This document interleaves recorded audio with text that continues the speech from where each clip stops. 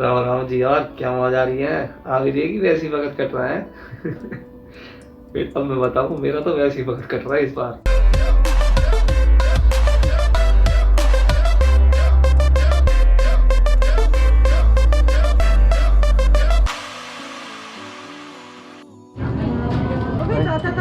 はい、お願いします。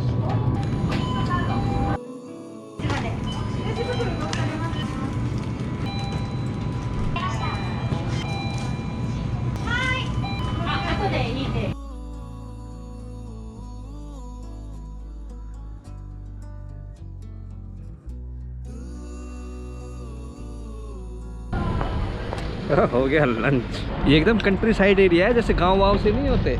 यहाँ पर कंपनी वंपनी है थोड़ी बहुत, पर जैसे यहाँ पर ना शहर तो बहुत दूर है, स्टेशन भी यहाँ से 20 मिनट की दूरी पे पैदल पैदल जाना पड़ता है। और यहाँ पर क्या है, जैसे एसेंशियल आइटम्स जिन्हें बोलते हैं ना, ज़रूरत की चीज़ें वो सारी, जैसे कन्वीनियंस स्टोर होता है। तो ये रहा लॉसन, तो ये रहा फैमिली मार्ट मेरे पीछे, ये भी है। यहाँ पर मेरा पेट्रोल पंप है।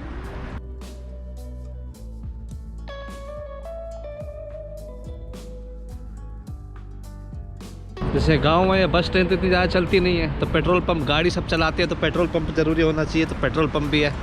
एसेंशियल चीज़ें हैं ना यहाँ सारी की सारी। यहाँ पर ये भी है मेरे पीछे, पाचिंग को स्लॉट, जुआ रहता है सिस्टम, टोटल जुआ खेलते हैं यहाँ पर। भाई गांव में ये भी ज़रूरी चीज़ है लोगों के लिए। देख लो जापान में बाहर टेक्नोलॉजी।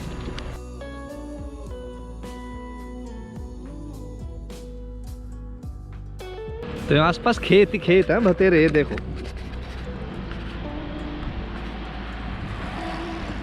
मेरी कंपनी से बस 2 मिनट की दूरी पे ही है।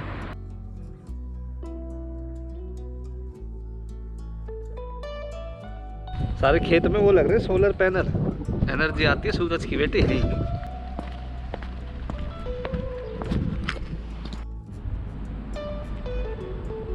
ये वो बना रखे हैं स्केयर करो, वो ढोर जाएंगे इन्हें भगाने वाले, और वो छोटा सा वो बांध रखा है। इससे डरेगा कोई?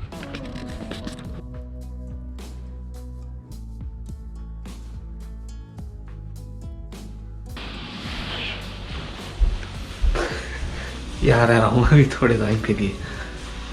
और ये है मेरा ग्रैंड स्लैम बंगला।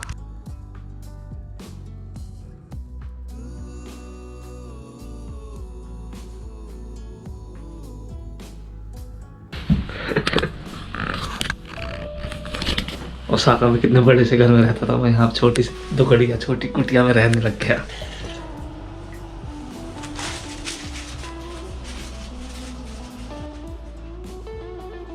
अब आया वापस अपनी जॉब से, तो पहले मास्क हटा के फेंको यार।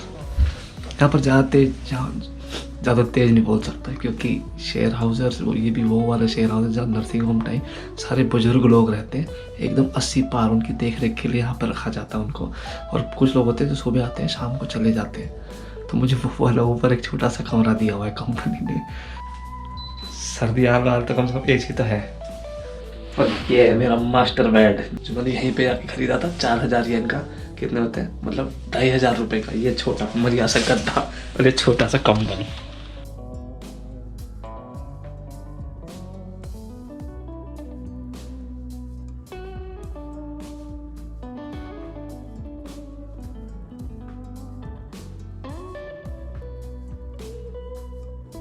मेरे पास क्या है, मेरे पास यहाँ पर किचन भी नहीं है, खाने का कोई मतलब वॉश बेसिन भी नहीं, इसमें बर्तन अगर बाहर से कुछ लाता हूँ बंद बर्तन में डाल के खा लेता हूँ, तो उसे धोने का भी सामान नहीं है कुछ मेरे पास। तो ऐसे ही काम चलाना पड़ता है। अभी कॉम्बिनी का जो बेंतो होता है, वही पैक जो खाना होता है वही खा रहा हूँ पिछले 3 दिन से। तो आज जो मन कराया कुछ थोड़ा सा टेस्ट चेंज करूँगा, तो इसमें रेडीमेड वाली बटर चिकन की वो है सब्जी।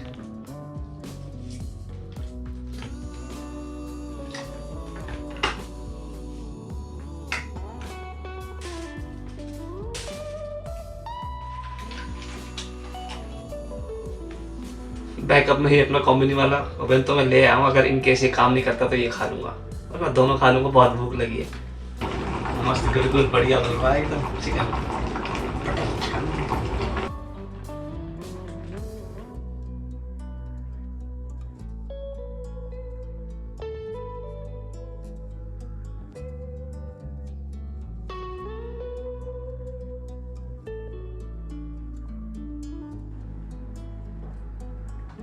जो लोग मुझे इंस्टाग्राम पे फॉलो करते हैं उन्हें तो पता है कि मैं वहाँ से ओसाका से शिफ्ट हो गया हूँ नारा में। ओसाका से नारा ट्रेन से 1.5 घंटा दूर है, इतना ज़्यादा दूर नहीं है पर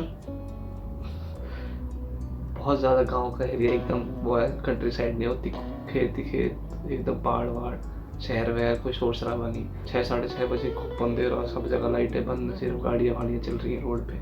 मेरा वो था, मैं ओसाका में बढ़िया मेरी नौकरी चल रही थी, मेरा मन भी लग रहा था। बोलता यार अच्छा बड़ा घर था मेरा, मतलब अभी भी है वो, गया तो नहीं कहीं पे भी, दोस्त वो सारे वहीं पे ही है, मेरी नौकरी भी सही चल रही थी। पर वो था मैं मेंटली उसमें मुझे सेटिस्फेक्शन नहीं मिल रही थी इस जॉब में, और मुझे भी लग रहा था कि बस 2 साल 3 साल वो रेगुलर जॉब करता रहूँगा तो मेरी कोई प्रोग्रेस होगी, तरक्की, मतलब ठीक है तनख्वाह उनका बढ़ भी जाएगी, पर एक मेंटली सेटिस्फेक्शन होती है वो नहीं थी यार, तो मैंने वो नौकरी छोड़ दी। मेरे साथ ही मेरी पर्सनल प्रॉब्लम है, अगर मुझे मेंटल सेटिस्फेक्शन नहीं मिलती ना किसी चीज़ में तो मैं फ्रस्ट्रेट हो जाता हूँ बहुत ज़्यादा और बहुत गलत काम करने लग जाता हूँ। इसलिए वॉलंटरी खुद ही छोड़ दी, और मुझे पता था सख्त कि कोरोना चल रहा है, नौकरी छोड़ दूंगा, मिलने वाली नहीं है आसानी से, और मुझे फुल फ्लेजेड एक IT डिपार्टमेंट में जाना था और डेटा साइंस और डेटा एनालिस्ट का काम करना था, एकदम पूरा पक्का वाला, जो कि मेरी जो पुरानी कंपनी में थोड़ा बहुत होता, फाइनेंस का इधर से उधर का चलता था, ट्रैवल कंपनी थी तो अब उसका काम भी ठप पड़ा हुआ था। उसके बाद थोड़ा टाइम मैं खाली बैठा, मैंने खुद से थोड़ी बहुत सीखी चीज़ें, और मैंने नौकरी अप्लाई करी इधर उधर, मैंने 28 नौकरी अप्लाई करी थी 27 से रिजेक्ट हो गया था, एक मुझे मिली जिसमें मुझे ना आना पड़ा। पर यहाँ पर ये जो कंपनी ने मुझे जो स्टार्टिंग में छोटा सा वो दिया कमरा, कुटिया मेरी तो बढ़िया सी, बहुत छोटा, और वो ये जो बिल्डिंग है जिसमें मैं बैठा हूँ, जिसमें वो है बुजुर्ग जितने सारे लोग रहते हैं ना, जिनकी जो कंपनी है वो हेल्थ केयर वाली कंपनी है, उनके हॉस्पिटल से हेल्थ केयर सेंटर्स हैं, जितने भी जापान में बुजुर्ग तो बहुत ज़्यादा हैं, तो सब बहुत सारे उनका वो इलाज करते हैं, तो वही सेंटर है जो दिन में आते हैं, अपना रहते हैं सारे बुजुर्ग मिलके हंसते खेलते हैं, उसके बाद शाम को अपना घर चले जाते हैं, जैसे क्रच नहीं होता बच्चों को छोड़ देते हैं और शाम को आके ले जाते हैं उनके माँ बाप, तो ऐसे ही अपने दादा दादी या नाना नानी को छोड़ जाते हैं और शाम को ले जाते हैं, और जिनके लोग नहीं लेके जा सकते तो फिर वो यहीं रहते हैं। जैसे शेयर हाउस है मेरा, ऊपर एक कमरा है और ऐसे आसपास बहुत सारे लोग रहते हैं, उधर इधर नीचे ज़्यादा शोर नहीं मचा सकता। जिस बिल्डिंग में मैं हूँ ना, उसके नहाने जाना होता है, साथ वाली जो बिल्डिंग, बाहर निकल के साथ वाली बिल्डिंग में शावर रूम है छोटा सा, वहाँ पर शावर लेने जाना पड़ता सुबह, मतलब जाते रहो तो थोड़ा ऑफिस है, ऑफिस में से घुस के जाओ, रोड से निकल के जाओ, सबको बताते हैं जी नहाने जा रहा हूँ, एकदम मस्त अपना बंदी में कच्चा तौलिया वौलिया डाल के जाओ मस्त। किचन विचन कुछ नहीं है, नल भी नहीं है जिसमें से पानी भर लूँ, तो मुझे पानी बाहर से खरीदना पड़ता है, खाना वाना सब बाहर, टोटल सिस्टम। बीच में शुरू में तो कंपनी में बहुत ज़्यादा टाइम देना पड़ता है, नई नई चीज़ें, मैं बहुत सारी चीज़ें सीख रहा हूँ, घर पे भी आके पढ़ना पड़ता है, लैपटॉप पूरे तोड़ते रहो, तो टाइम पूरा मेरा सारा उसी में जाता है, इसलिए वीडियो तो मैं भी कभी बना रहा हूँ, पर कोशिश करूँगा कि बनाता रहूँ, अपना जो नया एक्सपीरियंस है सारा शेयर करूँ। और यहाँ पर जैसे मैंने बताया ना कि बुजुर्ग लोग बहुत ज़्यादा हैं, तो अंदर घुसते हैं बिल्डिंग के, तो इसमें जैसे बिल्डिंग से में घुसता हूँ मैं, बाहर कोई सैनिटाइजर रखा हो, हाथ वाथ साफ करो, मास्क तो उतार ही नहीं सकते, जूते यहीं बाहर उतारो, हाथ में लेके ऊपर तक आओ नंगे पैर, या अंदर घर की स्लीपर होंगी वो, तो इस चीज़ को बहुत ज़्यादा स्ट्रिक्टली फॉलो किया जाता है यहाँ पर। मेरा पेट खराब हो सकता है बाहर का खाना खाने से, मुझे कोई भी तकलीफ हो सकती है, पर मुझे कोरोना नहीं हो सकता, इतनी साफ सफाई है यहाँ। ये नारा, इससे पहले मैंने वीडियो तो बनाई थी, वहाँ पर जो हिरण पिरण खूब भगे डोलते रहते रोड पे और पार्क में, हर जगह हिरण इतने सारे हैं, सलमान भाई को पता चल गया ना तो फेवरेट जगह हो जाएगी, कल ही आ जाएंगे फ्लाइट पकड़ के। वो ये थोड़ा शुरू की थोड़ी सी दिक्कत थी, बस एक बार सेटल हो जाऊँ यहाँ, अपना दूसरा सा घर लेकर ठीक ठाक सा, फिर अपना जिम में जाएंगे, बॉडी बनाएंगे, खींच के मीटर एकदम। और इसका जो छोटे से मेरा जो कमरा है, इसका किराया है 28,000 येन, मतलब 17-18 हज़ार रुपये हो गए इस कमरे के।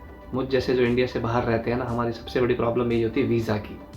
जैसे मैं वर्किंग वीज़ा पे हूँ, तो मैं अगर जॉब कर रहा हूँ तो भी मेरा वीज़ा वैलिड है, अगर मैं जॉब नहीं कर रहा हूँ तो मेरा वीज़ा 3 महीने के बाद ख़त्म होने के पूरे चांसेस होते हैं। ऐसे ही स्टूडेंट वीज़ा का होता है, अगर वो पढ़ाई नहीं कर रहा है, जो स्कूल में नहीं है या किसी कॉलेज में नहीं है, उसका वीज़ा कोई वैलिड नहीं होता। या तो अगर आपने शादी कर रखी हो किसी जापानीज़ से, तो आपको वीज़ा की कोई दिक्कत नहीं है, या फिर आपने वैसे शादी कर रखी हो जिसके पास वीज़ा प्रॉपर है, जैसे मेरी शादी होगी तो मेरी वाइफ को कोई प्रॉब्लम नहीं होगी यहाँ पर, मेरे पास अगर वीज़ा होगा तो, या फिर आपके माँ बाप यहाँ पर है, आपके परिवार यहाँ पर है, तो कोई तो आपको आफत ही नहीं, आप खुले डोलते हो। पर हम जैसे हमको नौकरी करनी पड़ती है हमेशा वीज़ा के लिए, या फिर अब PR हो तो नौकरी तो देखो करनी पड़ती है कहीं ना कहीं। जिन्होंने भी चैनल सब्सक्राइब कर रखा है उनको सच में बहुत बहुत थैंक यू, और जिन्होंने नहीं कर रखा भाई आराम से कर लेना, बाद में कोई आफत में आ रही है, तो मैं बिजी भी चल रहा हूँ थोड़ा सा। अच्छा जी, फिर मिलेंगे, राम राम।